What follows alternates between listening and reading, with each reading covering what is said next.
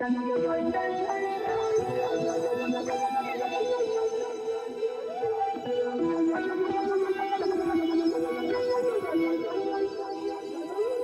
up, everybody? It's CMP with Craftmaster Productions and Studio1Tutorials.com. Don't forget to stop by Studio One Tutorials and pick up your premium membership. It is 50 cents a day. Today we're going to be doing something a little different. I'm not going to be teaching or showing the screen or anything like that. I want to talk to you guys. I've been moved, and I had a kind of had like a really weird day. I want to talk to you guys about it. I started out my day today with like a really weird energy. I was very started at work. Today was Friday. Normally I'm in a really good mood on Friday. I figure out a way to get all the work done to where me and my guys, I got 7 guys working under me, to where we can get where we could be productive and get out of work a little bit early. I could get the guys home, get their weekend started. People like working with me because of that. It's part of my reputation. And, I usually come in a great mood, and today was not like that. Today I was super snappy on people, just, over little stuff that really didn't matter. And I get into this place sometimes, and it's uncontrollable, and I don't like it. It kind of came to a head when I was at lunch, and I was we were over at this chicken joint, Pollo Tropical, and I'm ordering my food, and the lady is at the drive-through. I ordered my quarter chicken and beans and rice, and I asked for, some plantains, and the lady's like, she's like, oh, unfortunately the plantains don't come with the combo. And and the way that I spoke to her was, it was really curt. I was like, but you guys sell plantains here? And she's like, yeah. I was like, well, then sell me some plantains. And then instantly I snapped back, and I was like, oh my God, that was not cool. So I apologized to her. And the person in my truck was somebody who I grew up with. I've known him since like 9th grade. We've done music together our whole lives. We were rappers together. I've produced 2 of his albums. He's been a great friend of mine. And he knows me really well. We're very similar people. We have similar vices and proclivities. And he was born on November 2nd. I was born on November 3rd. And just somebody I trust in talking to. And he's after I did that, after I snapped on her, and we check each other. We that's and those are the friendships that I value, is people who could be honest with me, because I don't know how to be any other way. So he was like, yo, I think he started like this. He's like, yo, I think Charlemagne, like, he's doing really good stuff for Black people. And I'm like, dude, what are you talking about right now, bro? Like, what are you talking about Charlemagne for? Like we're trying to get out an hour early, and you're not really performing at what I need you to do in order to take us home on that. Like, why are we talking about Charlemagne? And he kept going with it, and he's like, well, no, because of his new book and everything. Like, this is him talking. He's like, I've come to realize that I've got legit anxiety, like probably almost like clinical anxiety. And whenever people tell me that, I get real testy with them, and you'll understand why in a little bit. And because a lot of people, because it's a buzzword, and it's something that's it's something that's in the zeitgeist, something that's in everybody's lexicon now. Like a lot of, particularly young people, they'll just say like, oh, I have anxiety. Well, not even young people. Nah, not even young people. Everybody. A lot of people will say they have anxiety, and it's not the real thing. It's just, it's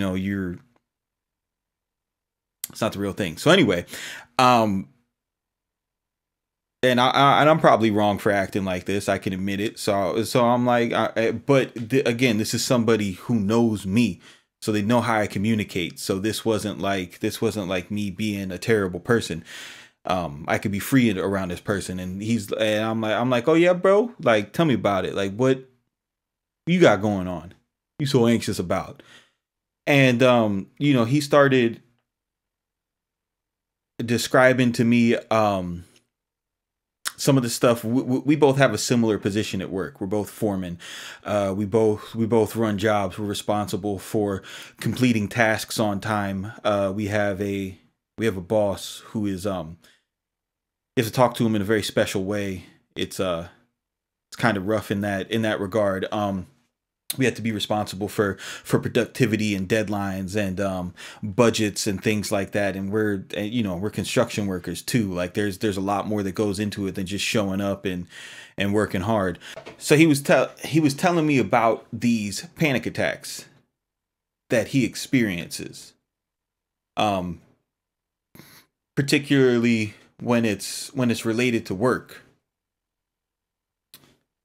And then we talked a little bit more, and then we found out that they're more than just work. And you know, I'm asking him because I'm still not believing him. And I'm like, oh yeah, what's it feel like?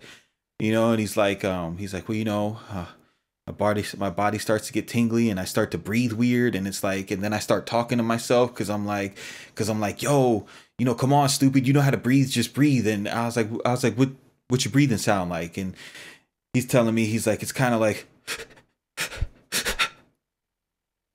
And I was froze. I was shook because pretty much the last half an hour before I go to sleep, Monday, Tuesday, Wednesday, and Thursday, and on Sunday, I have a minor panic attack, just like that. And it's crazy. It's crazy because I'm really good at my job. I am the top electrician in my company. I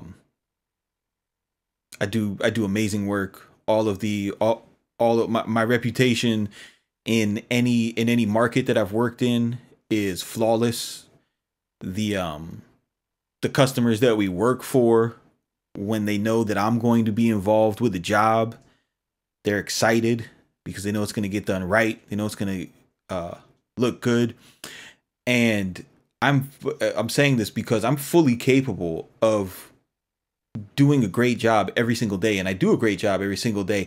However, dude, the last half an hour before I go to sleep, I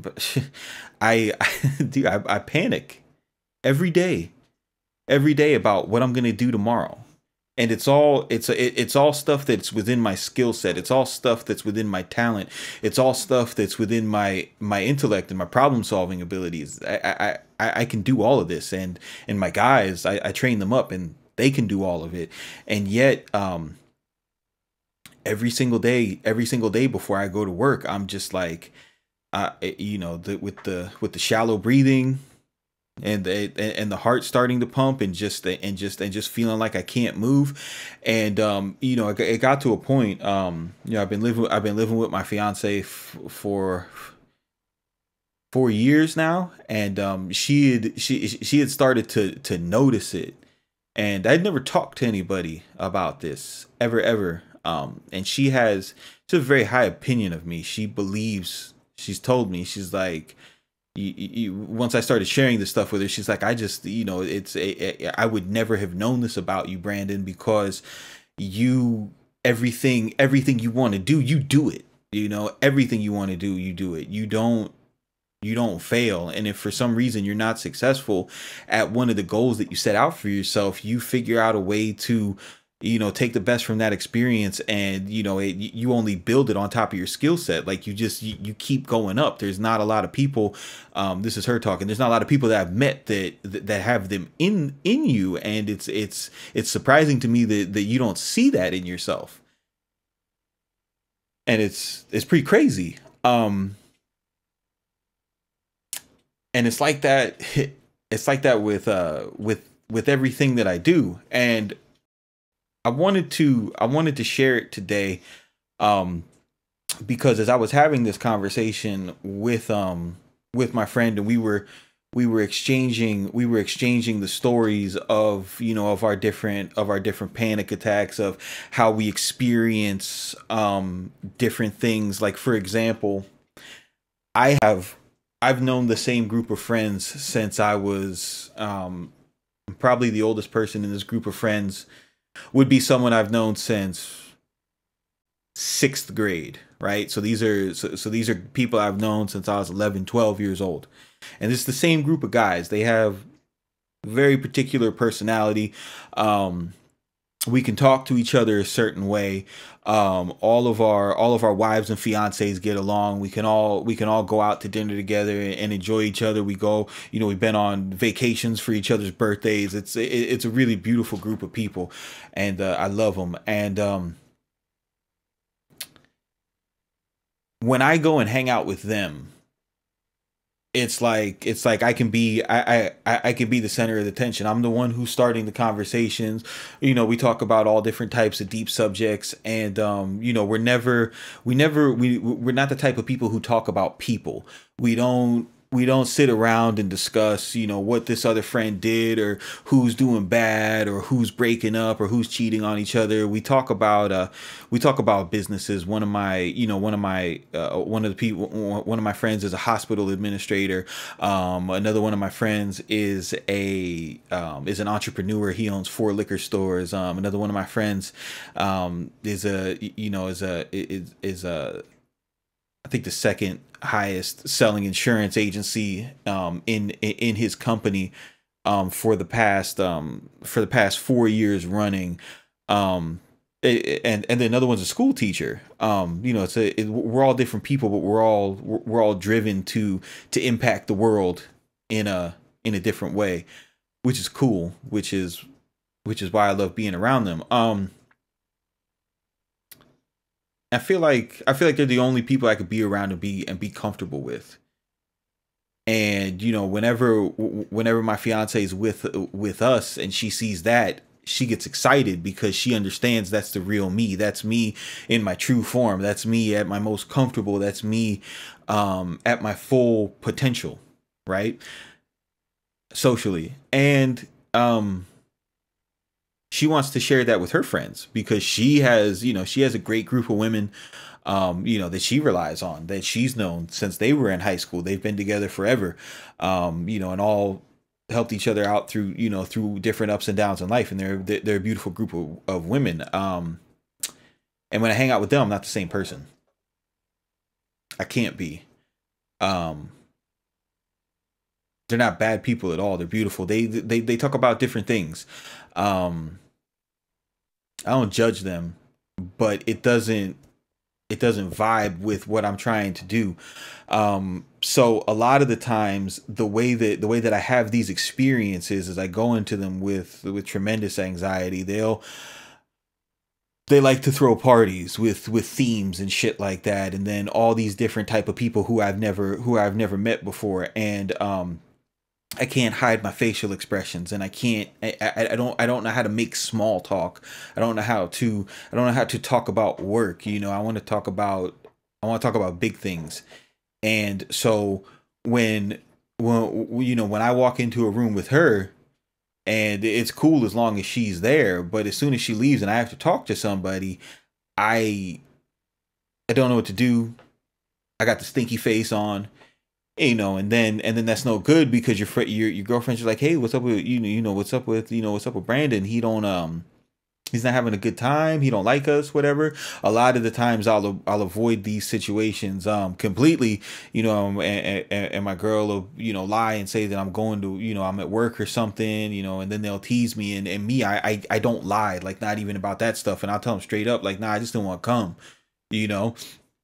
and that causes a little bit of problems. And like the experience that I have when there's one of these things I have to go to, the place that my mind goes to is I'm like, yo, okay, all right, so we got to drive an hour there, and then we're gonna walk in, and then I don't know, like where am I supposed to sit? Like, that's a big thing for me. Like, if I don't have a place to sit that I know is going to be that I know that I can always come back to and always going to be available for me, I get extremely uncomfortable. Like I get really, really, really uncomfortable. A, a crazy example of this is my buddy who's the hospital administrator. He's like my best friend. We went to New York for the Roots picnic a couple years ago for his birthday, and we it's a 2-day festival with all like the who's who of 90s hip hop. I mean, Swiss Beats and Alicia Keys was out there, Styles P, all the D Block, the Duck Down Records guys was there, Wu-Tang was there, fucking Kevin Gates. Like it was like everything that I wanted to see. And we went there the first day, and you know, me and my buddies, we did a little too much too early in the day, so you know, we called an Uber back to our Airbnb, and we just kind of chilled at the place. The next day, I just didn't go with them. And I love live music. I love concerts, but I can't do festivals because I don't have a seat. That's how that's how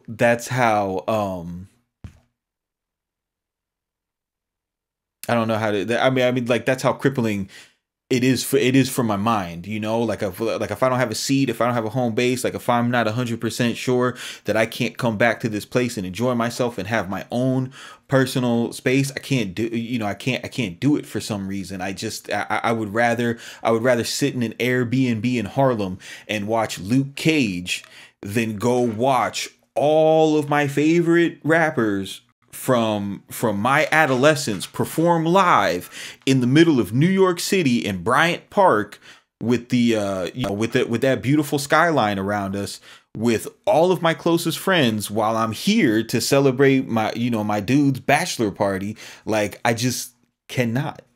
I can't do it. And it sucks. It sucks a lot because you know, you let your friends down because, you know, they have this idea that, you know, we're gonna be vibing, we're gonna have this amazing time, you know, and then you think about that and you're like, wow, dude, like I let my boy down. So all of that, you know, as I'm sharing this, as I'm sharing this story with, you know, with my buddy at work, and he's sharing his stuff, and I'm seeing all these parallels, and I'm just like, wow, this is great to talk to somebody who actually has experienced this and knows what it's like, and we could laugh about it. You know, it doesn't have to be something where somebody's like feeling sorry for me, or it doesn't have to be something where somebody's telling me I need medication.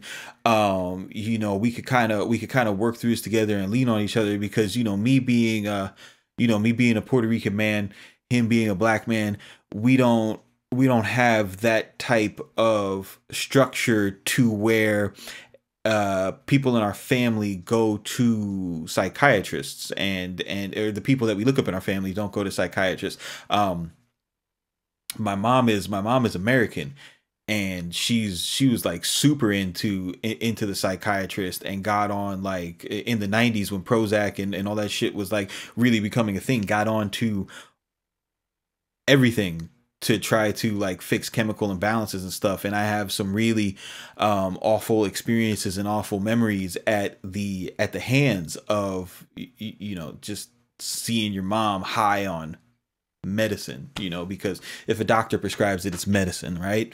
So I'm not really into to going down that path and trying to treat it that way. Talking to other intelligent people, that's awesome though. So you know, we're trying to figure, you know, we're just talking, and we're like, yo, what do you think this is about, you know? And I kind of had an idea. I was like, I think part of it comes from, you know, like the way that we were raised with our fathers. Like his father was a military vet, was in Vietnam, like in the infantry, fought and made it home. So you know that's a bad man. And you know, my father was a Marine. He wanted to go to Vietnam, but they stopped the war like right after he got out of basic. So he didn't make it to the fight. But he's a Marine, very militant. And back then in the Army and in the Marines, it wasn't like today. Like they put hands on you, and my father had hands put on him his whole life. So naturally, when he raised me, I got hands put on me. And my buddy had the same experience. And I think that, that getting raised with corporal punishment and, getting smacked on your ass with the belt when you're out of line, I think that teaches you a certain set of skills that is extremely helpful in life, especially in the workplace and certain avenues of power, because you understand quickly that if you make a mistake, there's going to be consequences. But I also think the side effect of that is it can make you a very anxious person, because you're always anticipating what's going to come next. And that leads me to just this weird day. So after I got done with that conversation and we went back to work, I went upstairs to go look at something in this police station that we're working at, and I was getting a DM from MG about something that we were talking about the previous night before, and we were sharing a laugh about it. And in the course of the conversation, I told him, that his discussion had inspired me to kind of tell my story about my music journey, and how I was going to make a video about how I went from a rapper turned producer. And I wanted to kind of tell that story and kind of explain the different experience I had, what led me to production, and how the things that I learned in rapping made me a better producer and helped me pick it up easier. And in the course of this conversation, I was like, yo, bro, throw me an alley-oop. Your thumbnails are always on point. Suggest me a thumbnail that I could use, man. Hook me up. And he was like, oh, just find a old picture of you rapping. I was like, shit, an old picture of me rapping, huh? Okay. And I'm texting him this. I'm like, I don't really like this guy, my rapper persona. I don't really the stuff that went on that time, and some of the sacrifices that I made to make the little advancements that I made in that field. I gave up a lot, and I have a lot of regrets about it. But that's another video. And I sent him a picture. I was like, here's one. What do you think about this? He's like, that's perfect, bro. Just crop it. And I was like, man, and I was just venting. I was like, I don't like that guy though, man. Like, it's really hard for me to look at that picture. And then he sent me something. He's like, well, all you have is the present, which is something that I believe. Like that's my vibe. I'm very, in tune with that aspect of thinking, right? So I believe in that. And he's like, when you live in the past, that's what leads to depression. And then just out of nowhere, he's like, and when you live in the future, that's what breeds anxiety. And I was like, holy shit, bro. That's so crazy that 5 minutes ago I was just having this conversation, with one of my super close friends from back in the day about our little thing with anxiety, and we were trying to just talk through it and have people that we trust, like, hey, where do you think this is coming from? And when I read that, it made so much sense. It really made so much sense. Now, I'm not a doctor, and I'm not here to give anybody, advice. I'm just here to share the experience, right? So that connected with me, because I was like, because when I went back and I looked at what sets off my panic attacks, and what sets off, like, when I start hyperventilating or something like that, it's always a thought of something in the future, whether it be an hour car ride I'm going to take, which is going to cost me productivity time in the studio, because I'm always trying to stay on top of content and making samples and making beats like that, whether it is going down to Miami to visit all my friends, and then and then not on Saturday night, and then not and then turning people down to go to brunch on Sunday, even though everybody wants to see me, because I need to get home, because I need to be in the studio working, because I have this goal of doing this thing, and no, I'm not going to be able to have a good time at a good time at brunch, even though it's at Yardbird, and we got the reservation. Like, sorry, we're gonna have to go. Like that's what my mind that feels like. And up until today, I was never able to kind of figure out why. So what started as a really freaky day, just filled with confusion and angst, and me acting out on people and not understanding why.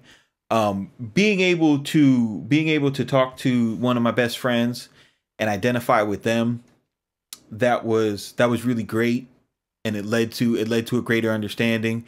And then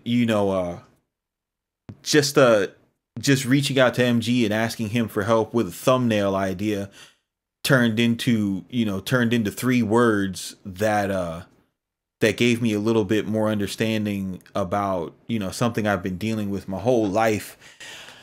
And now I have a kind of a different perspective on maybe how to mentally psych myself out of these conditions that I go through, because I really believe that I'm powerful enough within myself to deal with this. And the whole point of me making this video and sharing it with you guys is that I wouldn't have had this day today had I not spoke to anybody.